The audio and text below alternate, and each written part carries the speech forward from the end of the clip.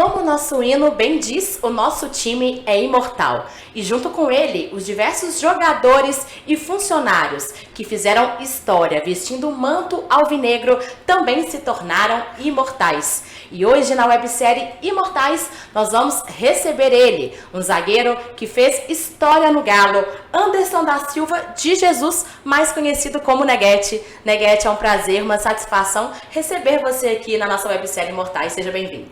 Muito obrigado, eu que agradeço.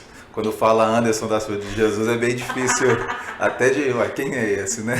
Porque todo mundo me conhece por Neguete, mas é um prazer, uma satisfação poder estar aqui. E como eu falei pra você antes de começar aqui a gravação, isso aqui é uma resenha, um bate-papo descontraído, pode ficar à vontade. Vamos falar de Galo, de futebol, sobre a sua vida, então pode ficar à vontade. Já estou à vontade, minha segunda casa, Clube Atlético Mineiro é minha segunda casa, não tem como não ficar à vontade. Então tá bom, então vamos começar do início, né? Como que o futebol entrou na sua vida, Neguete? Já era um sonho de infância? Você foi influenciado por alguém da sua família? Como que foi que a bola entrou assim na sua vida? Eu acho que toda criança, todo homem, né, ele sonha em ser um jogador de futebol. Comigo não foi diferente porque aos 7 anos de idade eu comecei no Oriente, no bairro Céu Azul. Depois fui para o Venda Nova. Aí do Venda Nova eu tive o privilégio de ser observado pelo seu Irineu, saudoso seu Irineu, que me levou para o Atlético. Isso eu falo em 92, não, 92, né? Faz tempo. Isso aí revela a idade, né? Isso revela a idade. Mas começou dessa forma, depois fui para o Atlético e dali eu segui minha carreira como atleta profissional de futebol. E você falou aí do bairro Céu Azul, no Campo do Oriente, eu vi uma foto sua no Instagram, inclusive, que você contou alguns detalhes, inclusive, que vocês iam numa Kombi lá pro Campo do Oriente e comiam um cachorro quente que não tinha tanta salsicha, era mais molho e cebola. Como que era esse início aí? Quantos anos que você tinha na época? Como que era essa fase? Na verdade, o que acontece? Antigamente a gente jogava por um sanduíche, um cachorro quente, mas só que era aquele pão molhado. Acho que muita gente vai saber que eu estou falando de um pão molhado. Na verdade era só o pão, o molho e a cebola, a salsicha mesmo não vinha, né? E realmente era no Oriente, onde não posso deixar de citar o Sou Josino também, que era o que nos levava de Kombi. Aquela laranjinha que a gente esperava sempre no meio do intervalo dos jogos para chupar, que ele levava sempre. A história, né? É muito bom relembrar. O seu Josino é vivo até hoje e isso para mim é uma satisfação muito grande poder estar falando dele aqui também. Você falou que chegou no Galo em 92? 92, se não me engano. Com quantos anos mais ou menos, Neguete? Eu acho que eu cheguei no Atlético com 12 anos. 11 para 12 anos, se eu não me engano, cheguei no Atlético. Então, Belo Horizontino, revelado nas categorias de base do Galo. E como que foi esse período na base do Galo para você também? Muito bom. Eu falo que assim, ali você vai criando laços. Na verdade é quando você começa a cortar o seu cordão umbilical da família, né? Porque o atleta, um rapaz que quer ser jogador de futebol, ele corta tudo, porque ele não deixa de conviver com a sua família, porque ele sai de casa. Não seria o meu caso, porque minha família é de Belo Horizonte, no caso, né? Mas para mim foi muito bom, conheci muitas pessoas boas, muitos colegas de profissão que muitos deles não chegaram, mas me ajudaram a chegar ao profissional, porque sem sombra de dúvida eu devo muito a eles, porque essa caminhada eu não fiz sozinho e eles me contribuíram muito para que isso acontecesse. E nesse período de categorias de base, você chegou a sair do Galo ou não? Você na categoria de base já subiu pro profissional dentro do próprio clube? Passei minha categoria de base toda no Atlético. Toda no Galo? Toda no Atlético. Cheguei no meu segundo ano de infantil, se não me engano, no Atlético, e depois consegui chegar ao profissional em 97. Em 97. E como que foi essa ascensão aí pro profissional? Na verdade, essa transição. Você sofreu muito com a ida pro profissional? Foi uma coisa que você já estava preparado? Como foi isso? Na verdade, eu acredito assim, que todo atleta, quando a gente já está nessa sequência de ser sonha em ser um jogador profissional de futebol, ele já tem que estar preparado para isso. Por quê?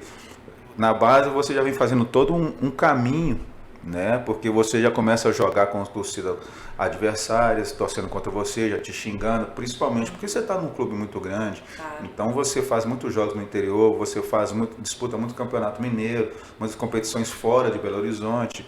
E isso tudo já te dá um laço para que você, quando você chegar no profissional, você já tenha uma casca. Obviamente que não se compara nesse sentido, porque a grandeza é muito maior, mas é muito satisfatório quando você chega e você vê que você está a meio caminho andado, né? Mas é bacana. Eu falo que eu viveria tudo de novo, porque o futebol é tudo, né? É muito bom. E você se lembra quando foi sua primeira partida como profissional? Nossa, sou muito ruim de memória. Nossa, sou muito ruim de memória. Não tem problema O não. pessoal conta muita história, assim, eu fico falando assim, gente, como é que vocês lembram dessas coisas assim, gente? Pelo amor de Deus. Mas eu, se não me engano, provavelmente deve ter sido com o Emerson Leão, porque eu acredito que deve ter sido com o Emerson Leão. Com o Emerson Leão? Pô, não sei. Ou Eduardo Amorim, não sei assim ao certo, mas foi em 97. Eu sei que eu tive uma ascensão boa com o Emerson Leão na ocasião em 97, porque ele gostava muito de mim e tal, mas eu acredito que foi no Campeonato Mineiro, por aí. E já que você falou aí do Emerson Leão, tem algum outro técnico que você se lembra assim que te ajudou? Pode ser do Atlético, na época do Galo mesmo, ou fora do Galo. Qual o técnico que mais te marcou assim na sua carreira? Não, eu acho assim, acho que todos os técnicos, eles contribuem bastante para o seu crescimento. Então, para me citar um ou outro, eu não faria porque, assim, eu aprendi muito com o Emerson Leão, aprendi muito com o Parreira, aprendi muito com o Carlos Alberto Torres, Torrão, né? Aprendi muito, assim, com o Carlos Alberto Silva também, que teve. Sim. Então, eu tive o privilégio de ter muitos treinadores renomados, assim, obviamente que eu não joguei com todos, mas só o fato da convivência, de estar ali no dia a dia, você aprende muito nos detalhes, toque com os jogadores, no falar das pessoas, isso é muito importante. E você também teve duas passagens pelo Galo, né, Neguete? Uma de 96, 97, depois você retornou, eu acho, em 2002 até 2003. E foram 92 partidas vestindo aí a camisa do Galo. Qual o momento mais marcante para você, que você se lembra assim, vestindo a camisa do Galo? É engraçado, né? Na verdade, eu saí por 2 vezes emprestado.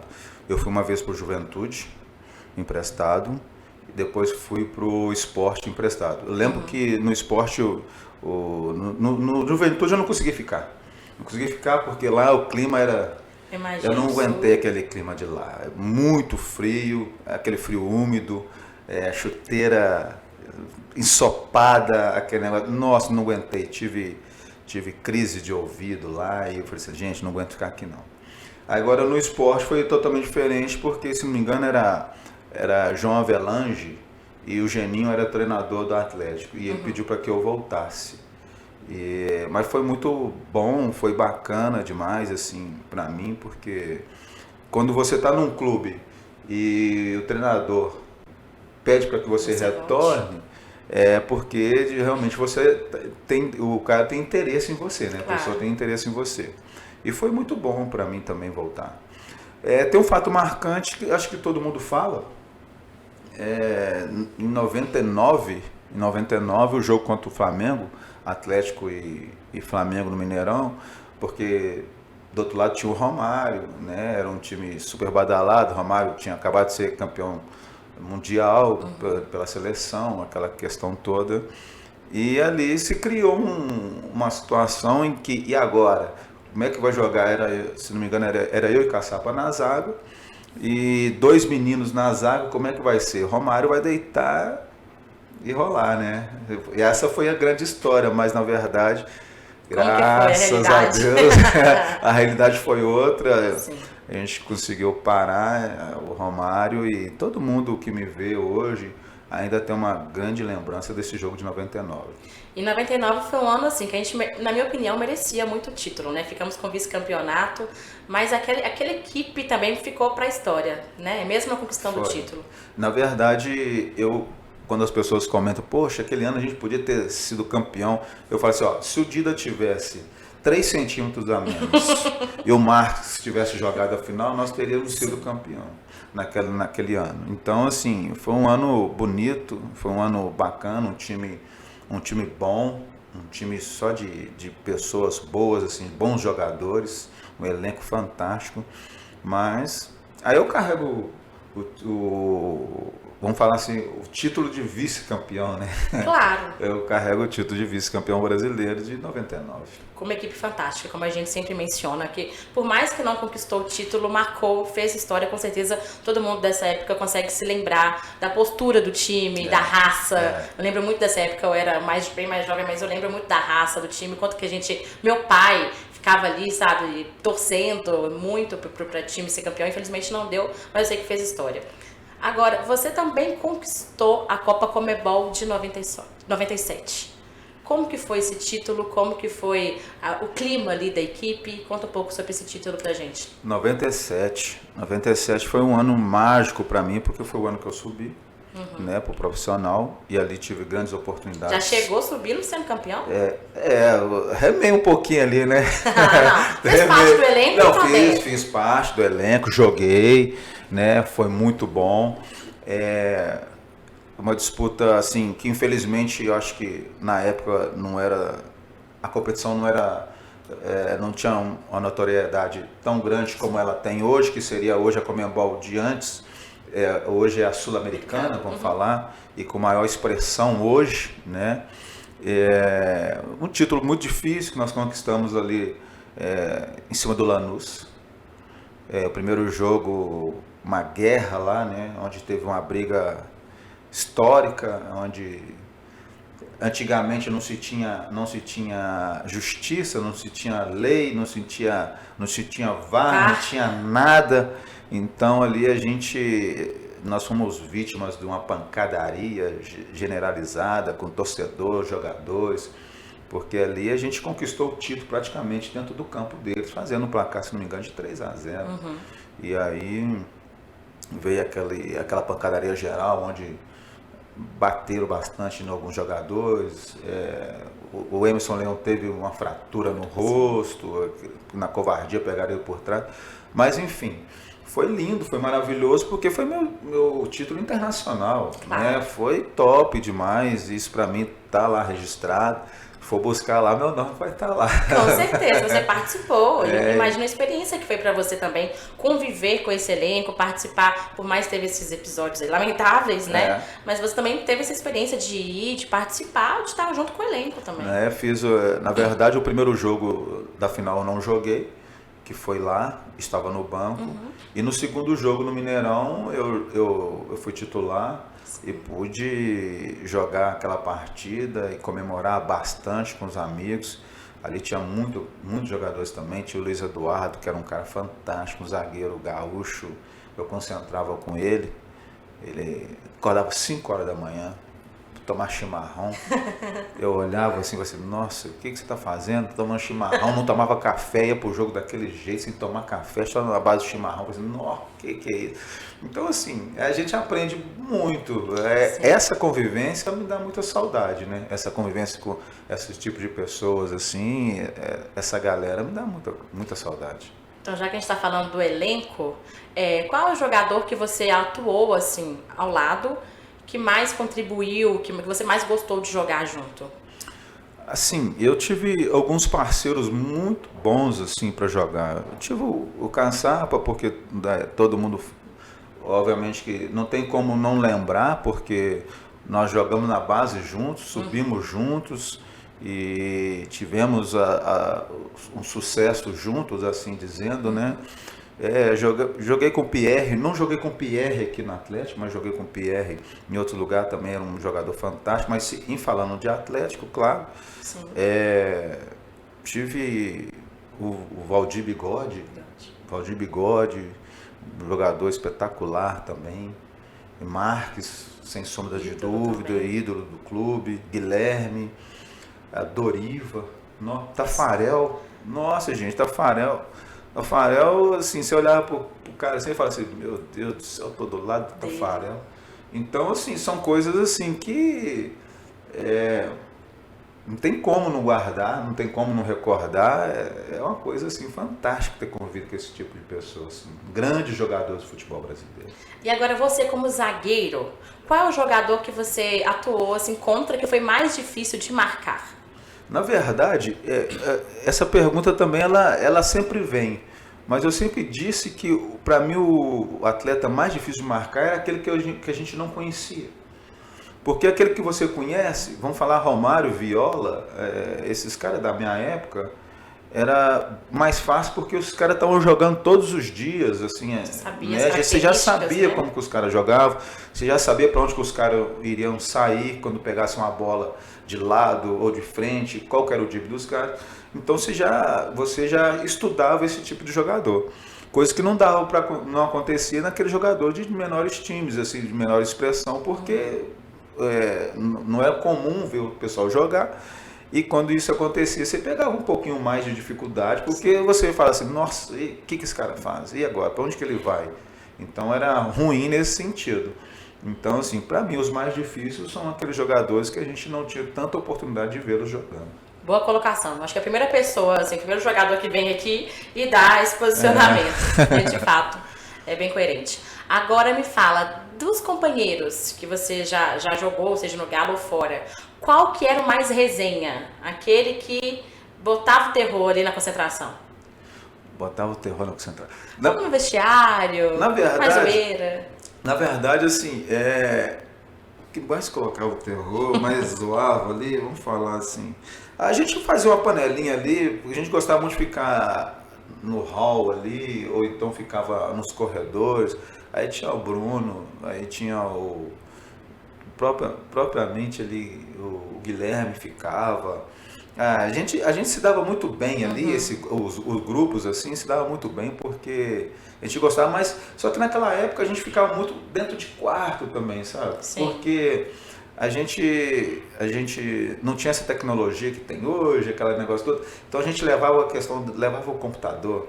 Então hoje é celular. A gente levava uma bolsa desse tamanho para colocar computador dentro, para ficar depois em rede social, aquele negócio todo, né? Em rede social que a gente fala é MSN, que é da Naquela época Orkut. MSN. Meu Deus do céu, revelando a idade, né? Terrível. Mas era isso que a gente fazia, entendeu? E a resenha. O pessoal gostava de jogar um baralho, eu nunca fui de jogar baralho, porque eu não sabia muito aquele negócio. E era mais novo, o pessoal não deixava a gente entrar também, né? Descartava, sai fora, mandava a gente sair. Mas era bom. E agora vamos falar um pouco da torcida do Galo. Você de Belo Horizonte, então conhece bem a torcida, né, atleticana. Como que foi pra você, assim, que você se lembra também, as primeiras vezes de entrar no Mineirão, ter a torcida lotada, o Mineirão lotado ali, a torcida atleticana cantando. Como que era pra você a sua relação com a torcida? Eu sempre tive uma relação muito boa, porque o fato de ser um jogador da casa, da Sim. base, e vou falar que uma das minhas grandes características é uma das que a torcida mais gosta, que é a raça, né? Raça, sim. Eu era muito disposição, eu falava que na minha época a gente jogava por amor, aquela questão toda, né? E eu falo que se fosse pro cara, para evitar um gol, e o cara chutar a minha cabeça, ou chutar a bola, eu botava a cabeça pro cara chutar. Então a gente era mais ou menos dessa forma. Então a relação com a torcida era muito boa.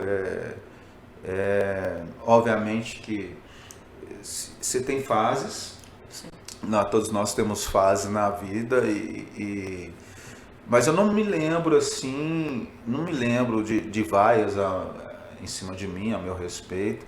Pode ter acontecido, obviamente, porque faz parte, mas no saldo, na porcentagem de 100%, eu falo para você que 90% da torcida sempre gostou muito de mim, porque a gente nunca é unânime em lugar nenhum, né? Sim. A grande verdade é essa, mas a torcida sempre demonstrou um carinho muito grande por mim. Jogar com o Mineirão sempre lotado, o antigo Mineirão, não joguei na verdade não joguei em estádio nenhum depois da reforma, né? Das reformas para a Copa do Mundo. Mas para mim, jogar com a torcida do Atlético, cantando, gritando seu nome, aquela hora que eles falam de jogador por jogador, né? E te aplaude quando você faz uma jogada, tira uma bola, porque o êxtase do zagueiro é tirar uma bola, né? O êxtase do zagueiro é quando você está mano a mano com um atacante. Ganhar a bola ali e comemorar ainda, como se fosse um gol. O gol do zagueiro é esse, na grande verdade, né? É tirar, evitar que a gente sofra gol. Agora sim, queria que você falasse um pouco também sobre o seu trabalho depois que você encerrou a carreira como jogador. Você também trabalhou no Galo, né? Acho que você integrou a comissão técnica. Sim. Como que foi esse momento para você também? Conta um pouco dessa fase sua também como profissional, não jogando, né, como jogador, como auxiliar. A experiência foi muito boa, bacana demais. Eu fui a convite do Alexandre Galo e do Marques, né? Foi em que ano? 2019. 2019. Entrei em finalzinho de 18, né? Entrei em finalzinho de 18. A princípio eu seria captador, né? Da base de início. Mas aí o Alexandre Gato, não, eu quero que você trabalhe com a gente aqui em cima, no profissional. Aí eu comecei a fazer relatórios de jogadores, né? Na verdade, eu entrei a fazer relatórios de todos os jogadores emprestados do Atlético. Então eu tinha uma gama mais ou menos de 30 jogadores emprestados, assim, que eu fazia relatório deles diários, assim, via todos os jogos desses 30 jogadores para entregar, tipo, um dia pré-estabelecido da semana. A partir daí, depois, eu comecei a entrar como analista também, ajudando o Lucas Gonçalves, que estava ali. Tá até hoje lá o Lucas, né? Isso, pessoa fantástica. Bernardo, Caio, que saiu. E depois, isso foi com o Thiago Largue. Aí o Thiago depois falou, não, vem para campo também, que você vai nos ajudar em campo. Aí já comecei a fazer alguns treinamentos com os zagueiros específicos, aquelas coisas. Aí comecei a estar praticamente introduzido dentro da comissão técnica e fazendo esse outro trabalho também de análise dos jogadores, né?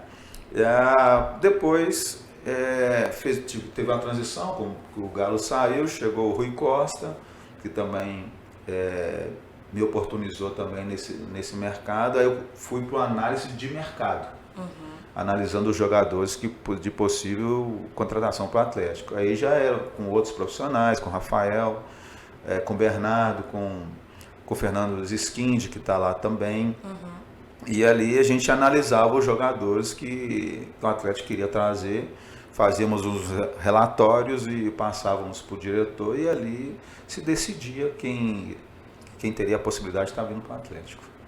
E assim, como que é o Neguete hoje com o futebol? Você ainda vai ao Mineirão, acompanha partidas do Galo? Como que é a sua relação com o futebol hoje? Olha, na verdade, vou muito pouco ao Mineirão hoje. Vou muito pouco ao Mineirão. Até falo que agradecer ao Imortais, né, que disponibiliza para a gente essa possibilidade de estar indo ao estádio também. Mas vou muito pouco ao Mineirão. Hoje, na verdade, eu estava gerenciando, não sou empresário, estava gerenciando dois garotos, né, a pedido de um pai. E faço aula de personal, dou aula de personal, mas no momento até então não estou fazendo, né? Falo que são outras oportunidades. Então fui treinador de categoria de base de escolinhas aí, dei aulas em escolinhas também, mas no momento assim o futebol ele está parado, né? Depois que eu saí do Atlético, dei uma parada com o futebol e me dedicando a outras coisas. E outras coisas, seria também a família, né? Como é que é a sua família? Conta um pouco dos seus filhos. Na verdade eu tenho 3. Sou casado hoje com a Ricarda. Tenho a Maria Vitória, a minha primeira filha. Tenho a Valentina, minha segunda filha. E nós temos o Henrico, que é o meu terceiro também. Então tem uma galerinha de 3 aí, a esposa. Um beijo para eles e aí dizer que eu amo vocês bastante. Ah, que lindo, gente. Um momento família. E algum deles quer entrar aí pro futebol? Não? Já deu alguma dica disso ou não? Não, porque eu tenho 2 meninas e elas não. apesar da menor gostar bastante, a Valentina gosta muito. Enquanto eu estava lá, ia muito no CT, gostava muito de entrar no campo com jogadores, né? O Henrico tentou jogar futebol, mas também não é a praia dele, né? E aí a gente fica só torcendo pros colegas aí mesmo. E ajudando, né? Porque você também é muito experiente, entende muito de futebol, então acho que você pode também orientar ali, passar uma dica ou outra, né? Assim, não sei como, mas você tem uma experiência muito grande no futebol e pode passar isso para outros jogadores, principalmente que estão começando na base. Sem dúvida os meninos de hoje, eles não sabem quem, na verdade, assim, eles têm uma outra referência. Então nós estamos numa geração hoje que é geração, vamos falar, Cristiano Ronaldo, Messi e Neymar. Né? Então essa é a geração. Então vamos falar que eu estou numa geração passada. E aí, para que se conheça a minha geração, aí os pais vão falar para os filhos, né? Pô, esse aqui foi um grande zagueiro, esse aqui foi um grande meia, aquela questão toda. Aí, sem sombra de dúvida, que os pais hoje, eles assim, que nos encontram, assim, eles querem que a gente converse com os filhos. Muito deles pede, pô, você pode dar uma aula, um personal, fazer alguma coisa? Nesse sentido, porque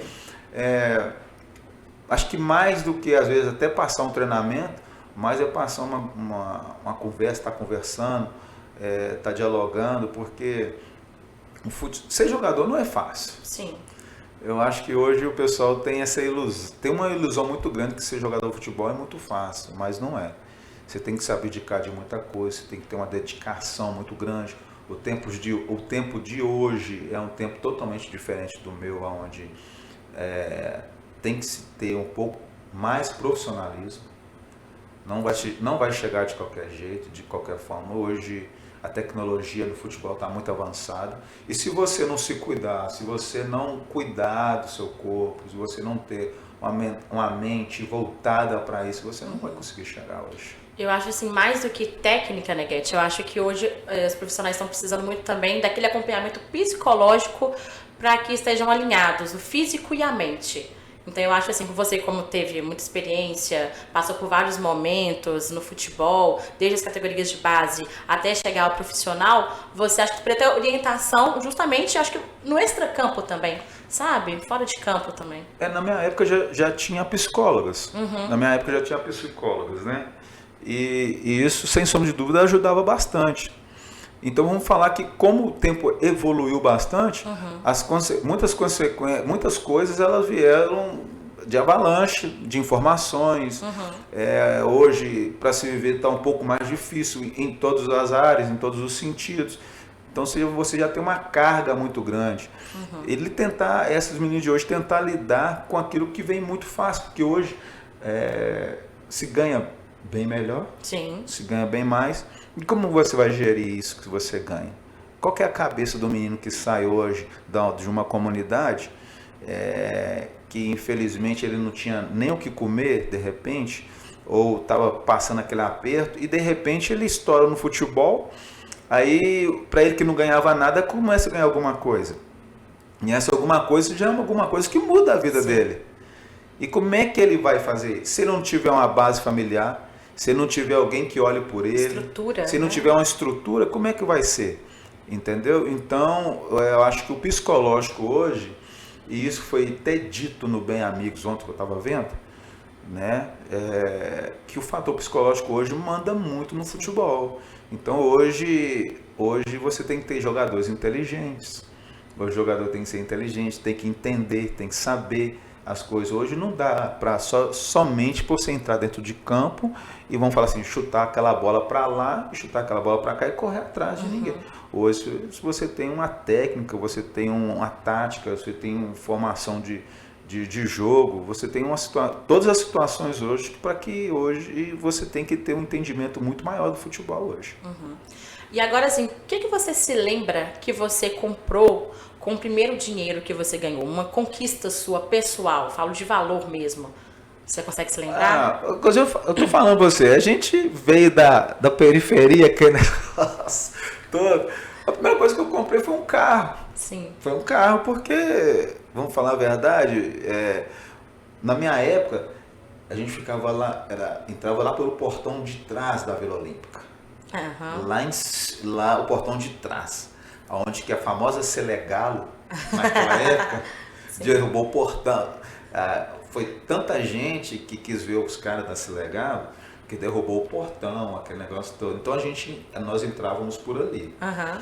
E ali a gente também pedia nossas caronas para ir embora. Vai embora. Você morava onde naquela época? Eu morava no Céu Azul. No Céu Azul. Eu morava no Céu Azul. Então o pessoal saía todo por ali. Então, quando eu era, assim, voltando um pouco da base, então você via os caras chegar só com carrão. Nossa, você vê assim, nossa, um dia eu vou ter um carro desse. Nossa, um dia eu vou fazer, um dia eu vou... Você começa a sonhar. Sim, Você claro. começa a sonhar, você começa a imaginar você dentro de uma situação, vivendo uma situação daquela.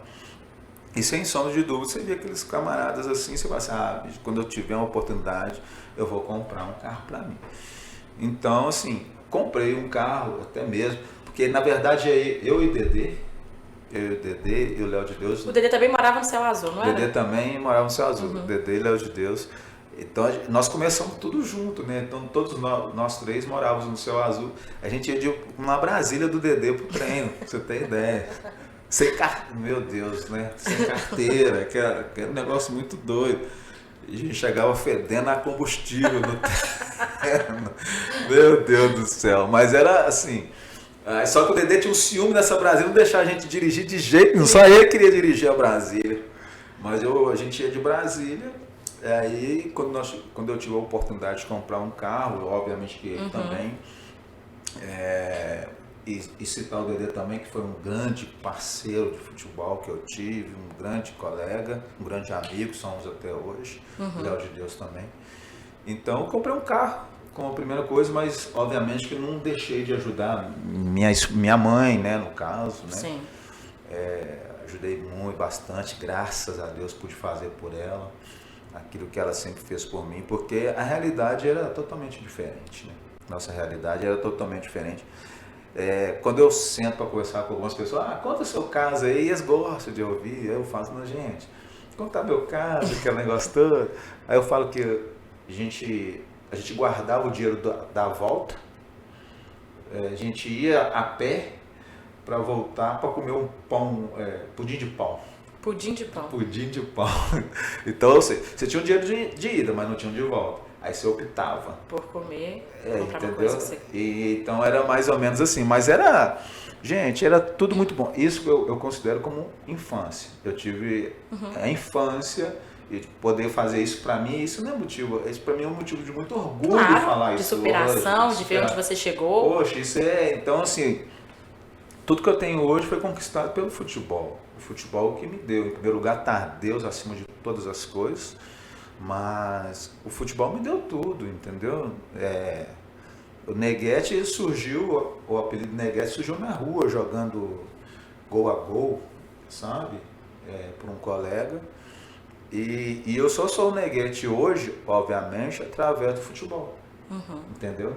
Através do futebol e especificamente através do Atlético, porque assim, qual Neguete? Neguete do Atlético.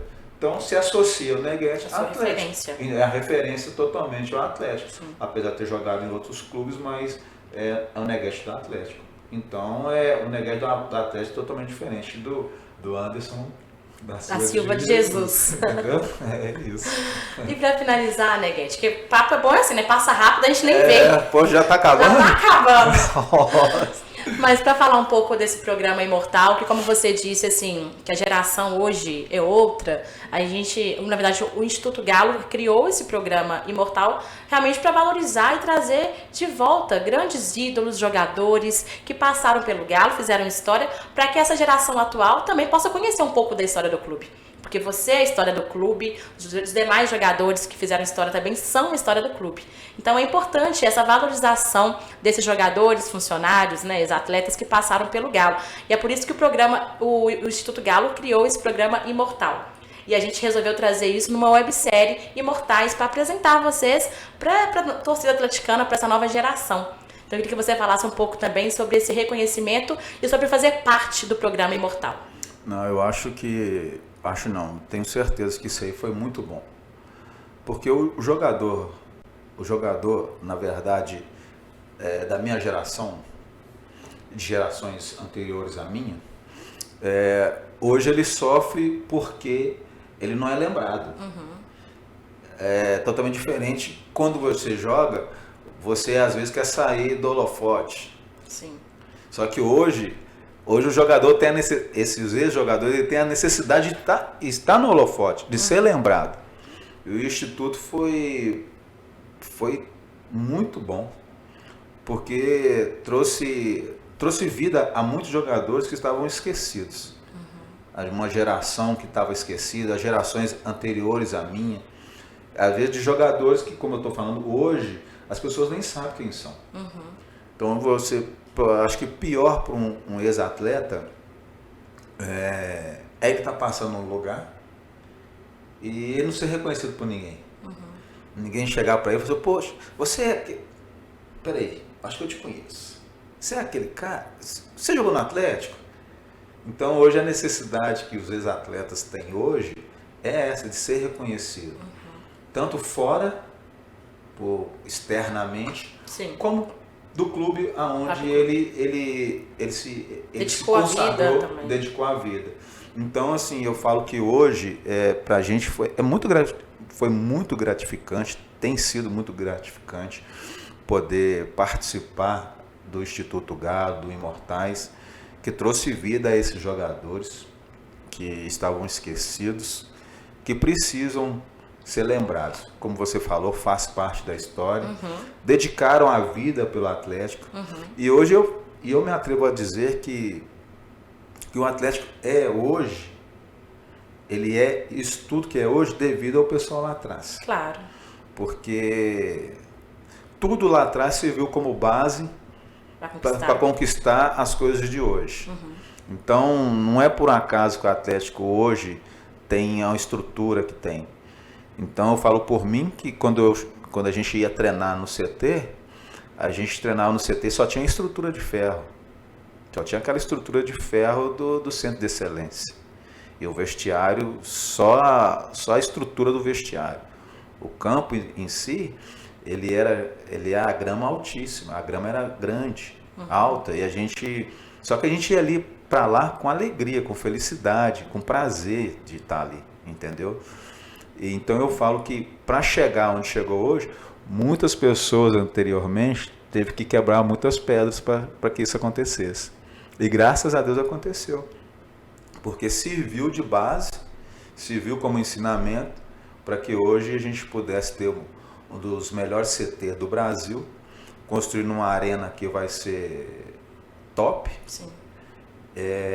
Ter todo esse engajamento que hoje o Atlético tem com diversas instituições. Essa fama de ser um time aguerrido, com a torcida apaixonada. A torcida que nunca abandonou.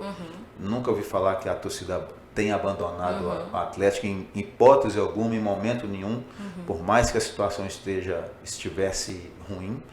Então eu falo que pra gente é uma satisfação, um prazer muito grande poder estar falando do Atlético, porque sem sombra de dúvida, o Atlético é a minha segunda casa, é onde eu me realizei como jogador de futebol, de um torcedor que subia aquela broncarã correndo atrás de ônibus, vendo os caras subir e correr atrás. Então um dia poder estar ali dentro do campo, fazendo aquilo que eu sempre sonhei, realizar aquilo que eu sempre almejei de pequeno, de criança, quando eu entendi que eu queria ser jogador de futebol, e poder jogar pelo clube que você sempre amou e que você sempre viu, isso para mim é assim, sem sombra de dúvida, foi muito importante, foi muito bacana, e foi uma realização na qual eu consegui. Eu sei que muitos não conseguiram, que poderiam estar lá, mas eu sou muito grato por tudo que vivi dentro do Atlético. E hoje a maior saudade que eu tenho, sem sombra de dúvida, é da torcida e da resenha dos companheiros. Isso é muito bom. André Guedes, primeiramente queria te parabenizar pela sua história de superação, de vivência. Eu sei que você é um cara que é muito respeitado no futebol pelos seus companheiros, todo mundo gosta muito de você. Assim, além de ser ter sido um ótimo jogador pro Galo, ter feito história, como pessoa, eu sei que você também é muito admirado. Então, assim, parabéns pela sua pessoa, por tudo que você fez pelo Galo. E é uma satisfação ter recebido você aqui no nosso programa Imortais e ter conhecido um pouco mais aí da sua história, da sua vivência. Eu que agradeço. Muito obrigado por essa oportunidade de poder estar falando com vocês, falar pelo Imortais, pro Imortais. Aí você imagina, de um cara que saiu lá do Céu Azul, vamos se dizer, né, aquele sonho de ser jogador de futebol, hoje é considerado como um imortal. Chique demais! Muito na top vida. isso, né?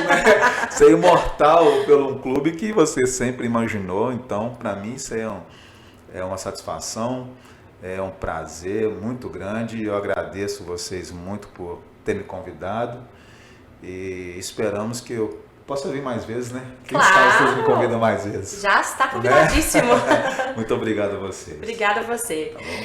Então, massa, esse foi mais um episódio da websérie Imortais e eu espero você pro próximo capítulo dessa história.